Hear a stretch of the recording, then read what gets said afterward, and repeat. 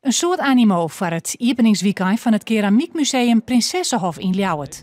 Voor het feestje van het 100-jarig bestaan van het Keramiekmuseum viert worden koer, waart er nog een grote verbouwing dien. Het publiek koerjoert het museum weer voor het eerst in. En jong en oud komen erop aan. Ik vind het echt mooi.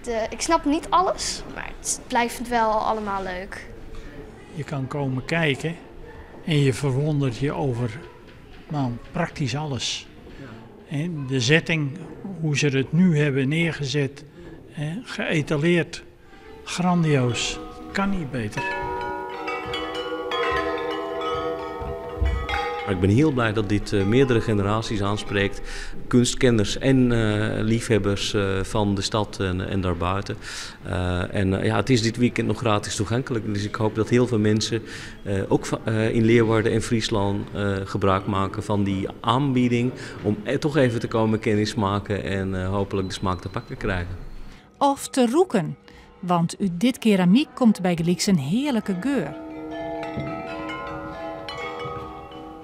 En dit druwende keramiek kun je zelfs jaren.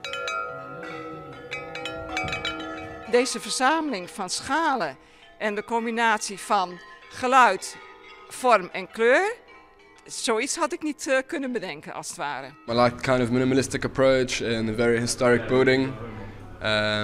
Also the diversity of the art. So we've got East and West, we've got Dutch art. So far I'm quite impressed. Het Keramiekmuseum in Ljouwert is het hele weekend nog vergeest gonkelijk.